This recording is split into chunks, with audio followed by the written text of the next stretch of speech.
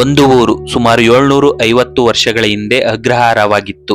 ವೇದ, ಶಾಸ್ತ್ರ ಮತ್ತು ಪುರಾಣದ ಧ್ವನಿ ಮೊಳಗುತ್ತಿದ್ದ ವಿದ್ಯಾ ಕೇಂದ್ರವಾಗಿತ್ತು.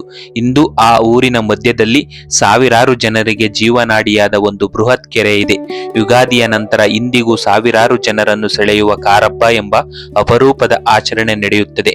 ಹೊಯ್ಸಳರು, ವಿಜಯನಗರ ಸಾಮ್ರಾಜ್ಯ ಮತ್ತು ಆಗಳವಾಡಿ ಪಾಳೆಗಾರರ ಇತಿಹಾಸವನ್ನು ತನ್ನೊಳಗೆ ಉಳಿಸಿಕೊಂಡಿರುವ ಆ ಊರು ಶೆಟ್ಟಿಕೆರೆ. ತುಮಕೂರು ಜಿಲ್ಲೆಯ ಚಿಕ್ಕನಾಯಕನಹಳ್ಳಿ ತಾಲೂಕಿನ ಪ್ರಮುಖ ಹೋಬಳಿ ಕೇಂದ್ರಗಳಲ್ಲಿ ಒಂದಾಗಿರುವ ಶೆಟ್ಟಿಕೆರೆ ಚಿಕ್ಕನಾಯಕನಹಳ್ಳಿಯಿಂದ ಸುಮಾರು 8 ಕಿಲೋಮೀಟರ್ ದೂರದಲ್ಲಿರುವ ಈ ಗ್ರಾಮ ಇಂದು ಶಾಂತವಾದ ಕೃಷಿ ಪ್ರದೇಶವಾಗಿ ಕಂಡರೂ ಸುಮಾರು 750 ವರ್ಷಗಳ ಹಿಂದೆ ಇದು ದಕ್ಷಿಣ ಕರ್ನಾಟಕದ ಪ್ರಮುಖ ಧಾರ್ಮಿಕ ಹಾಗೂ ಶೈಕ್ಷಣಿಕ ಕೇಂದ್ರವಾಗಿತ್ತು. ಈ ಗ್ರಾಮದ ಇತಿಹಾಸವನ್ನು ಶಾಸನಗಳು, ದೇವಾಲಯಗಳು ಮತ್ತು ಜನಪದ ಸಂಪ್ರದಾಯಗಳು ಇಂದಿಗೂ ಜೀವಂತವಾಗಿರಿಸಿವೆ. ಶೆಟ್ಟಿಕೆರೆ ಎಂಬ ಹೆಸರಿನ ಹಿಂದೆ 2 ಕಥೆಗಳಿವೆ. ಮೊದಲನೆಯದು ಇತಿಹಾಸ. ಹೊಯ್ಸಳರ ಕಾಲದ ಶಾಸನಗಳಲ್ಲಿ ಈ ಊರನ್ನು ಸೆಟ್ಟಿಯಕೆ, ಸೆಟ್ಟಕೆರೆ ಮತ್ತು ಶ್ರೀ ಭರಿತ ಪ್ರಕಾಶಪುರ ಎಂದು ಕರೆಯಲಾಗಿದೆ. ಇತಿಹಾಸಕಾರರ ಪ್ರಕಾರ ಇಲ್ಲಿ ಸೆಟ್ಟಿ ಸಮುದಾಯದವರು ಹೆಚ್ಚಿನ ಸಂಖ್ಯೆಯಲ್ಲಿ ವಾಸಿಸುತ್ತಿದ್ದರು. ಗ್ರಾಮದ ನೈಋತ್ಯ ಭಾಗದಲ್ಲಿ ಒಂದು ವಿಶಾಲವಾದ ಕೆರೆ ಇತ್ತು. ಆದ್ದರಿಂದ ಸೆಟ್ಟಿ ಪ್ಲಸ್ ಕೆರೆ ಸೆಟ್ಟಿಕೆರೆ ಎಂದು ರೂಪುಗೊಂಡಿತು. ಇಂದಿಗೂ ಈ ಬೃಹತ್ ಕೆರೆ ಗ್ರಾಮದ ಪ್ರಮುಖ ಗುರುತಾಗಿದೆ. ಇದರ ಜೊತೆಗೆ ಶೆಟ್ಟಿಕೆರೆಯ ಜನರು ಮತ್ತೊಂದು ಸುಂದರ ಕಥೆಯನ್ನು ಹೇಳುತ್ತಾರೆ. ಊರು ವ್ಯಾಪಾರ ಮಾಡುತ್ತಿದ್ದ ಒಬ್ಬ ಶೆಟ್ಟಿ ಒಂದು ದಿನ ಇಲ್ಲಿ ಅಡುಗೆ ಮಾಡಲು 3 ಕಲ್ಲುಗಳನ್ನು ಜೋಡಿಸಿದ್ದನಂತೆ. ಆದರೆ ಆ ಕಲ್ಲುಗಳು ಅಲೌಕಿಕವಾಗಿ ಕುಣಿಯಲು ಆರಂಭಿಸಿದವು. ಅದರ ಮೇಲೆ ಇಟ್ಟಿದ್ದ ಪಾತ್ರೆ ಪಗಡಗಳೆಲ್ಲ ಬಿದ್ದೋದವು.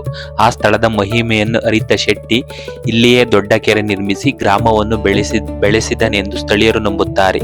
ಹಾಗಾಗಿ ಒಬ್ಬ ಶೆಟ್ಟಿ ಕೆರೆಯನ್ನು ನಿರ್ಮಿಸಿ ಊರು ಕಟ್ಟಿದ್ದಕ್ಕಾಗಿ ಇದಕ್ಕೆ ಶೆಟ್ಟಿಕೆರೆ ಎಂದು ಸ್ಥಳೀಯರು ಹೇಳುತ್ತಾರೆ. ಶೆಟ್ಟಿಕೆರೆಯ ಮಹತ್ವ ಇಲ್ಲಿ ಆರಂಭವಾಗುತ್ತದೆ. ಹೊಯ್ಸಳರ ಕಾಲದಲ್ಲಿ ಇದು ಶ್ರೀ ಭರಿತ ಪ್ರಕಾಶಪುರ ಎಂಬ ಹೆಸರಿನ ಅಗ್ರಹಾರವಾಗಿತ್ತು. ಅಗ್ರಹಾರ ಎಂದರೆ ಕೇವಲ ಬ್ರಾಹ್ಮಣರ ವಸತಿಯಲ್ಲ, ಅದು ಶಿಕ್ಷಣ, ಧರ್ಮ ಮತ್ತು ಸಂಸ್ಕೃತಿಯ ಕೇಂದ್ರ. ವೇದಾಭ್ಯಾಸ ನಡೆಯುವ ಸ್ಥಳ, ಶಾಸ್ತ್ರಗಳ ಅಧ್ಯಯನ ನಡೆಯುವ ಸ್ಥಳ, ಪುರಾಣ ಪ್ರವಚನಗಳು ನಡೆಯುವ ಸ್ಥಳ, ಜ್ಯೋತಿಷ್ಯವನ್ನು ಕಲಿಸುವ ಸ್ಥಳ.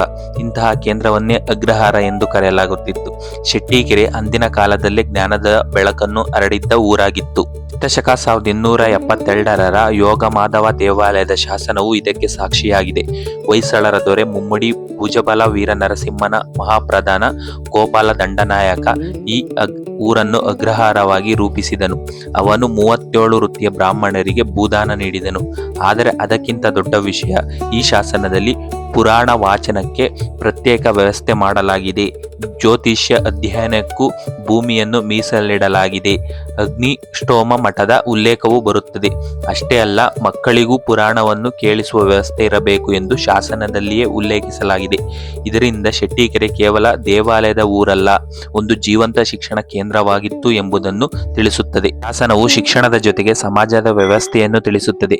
ದೇವಾಲಯವನ್ನು ಕೇವಲ ಅರ್ಚಕರು ನಡೆಸುತ್ತಿರಲಿಲ್ಲ. ಮಹಾಜನರು, ನಂಬಿಯರರು, ಸಿಂಗಾರಿಗಳು, ಪಾರಿಚಾರಕರು, ಬಾಣಸಿಗರು, ಗಾಣಿಗರು, ಕುಂಬಾರರು, ಅಗಸರು, ಮಾಲೆಗಾರರು, ತಳವಾರರು ಹೀಗೆ ಸಮಾಜದ ವಿವಿಧ ವರ್ಗದ ಜನರು ದೇವಾಲಯದ ಕಾರ್ಯಗಳಲ್ಲಿ ಪಾಲ್ಗೊಳ್ಳುತ್ತಿದ್ದರು.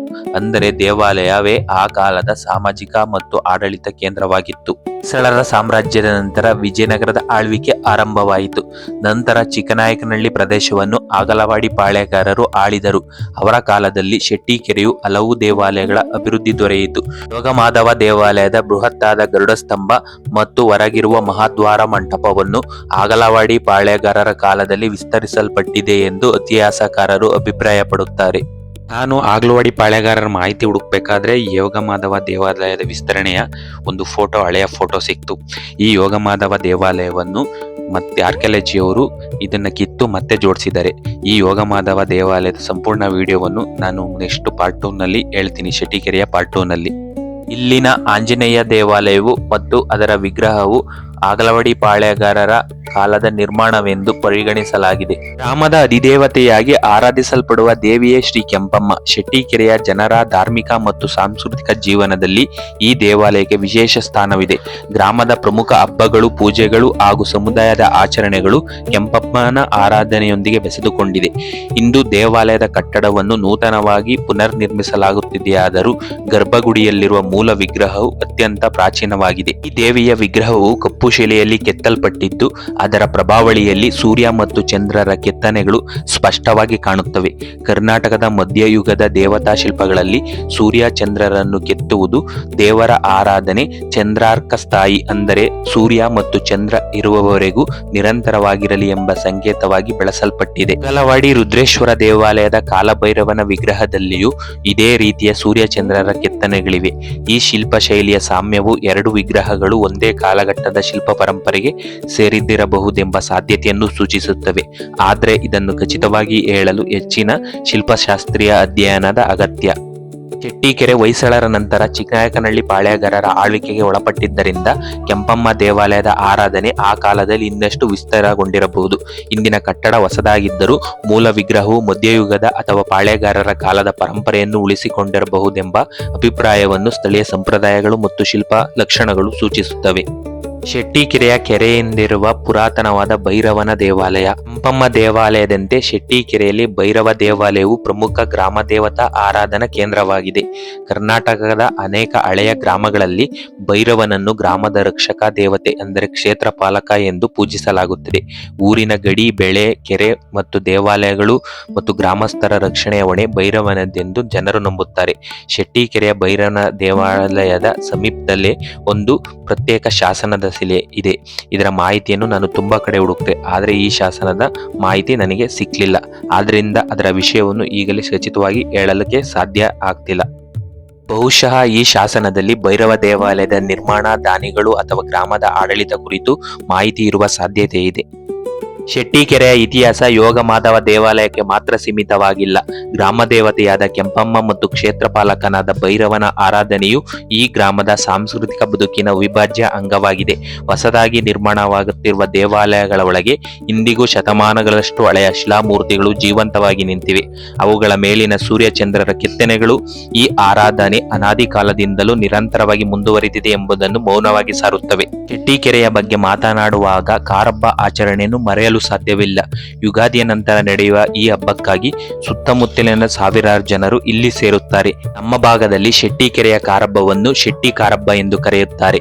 ಶೆಟ್ಟಿಕೆರೆಯ ಕಾರಬ್ಬ ಆದ ನಂತರವೇ ಮತ್ತೆಲ್ಲ ಗ್ರಾಮಗಳಲ್ಲಿ ಅವರ ಊರಿನ ಕಾರಬ್ಬವನ್ನು ಆಚರಿಸುತ್ತಾರೆ. ಈ ಶೆಟ್ಟಿಕೆರೆ ಕಾರಬ್ಬವು ಈ ಗ್ರಾಮದ ಅತ್ಯಂತ ಪ್ರಮುಖವಾದ ಒಂದು ಜನಪದ ಆಚರಣೆ. ಜೋಡಿ ಎತ್ತುಗಳನ್ನು ನೊಗಕ್ಕೆ ಕಟ್ಟಿ ಕರಗವನ್ನು ನೇಗಿಲಿನ ಮುಖಾಂತರ ಮದುಮಗ ಆ ಕರಗವನ್ನು ಒಡೆಯುತ್ತಾನೆ. ಇದು ಈ ಗ್ರಾಮದ ಒಂದು ಸಾಂಸ್ಕೃತಿಕ ಮತ್ತು ಒಂದು ಜನಪದೀಯ ಆಚರಣೆಯಾಗಿ ಆಚರಿಸುತ್ತಾ ಬಂದಿದ್ದಾರೆ. ಇದು ಕೃಷಿ, ಗ್ರಾಮ ದೇವತೆ ಮತ್ತು ಜನಪದ ಸಂಸ್ಕೃತಿಯನ್ನು ಒಂದೇ ಆಚರಣೆಯಲ್ಲಿ ಬೆಸೆದಿರುವ ಅಪರೂಪದ ಸಂಪ್ರದಾಯವಾಗಿದೆ.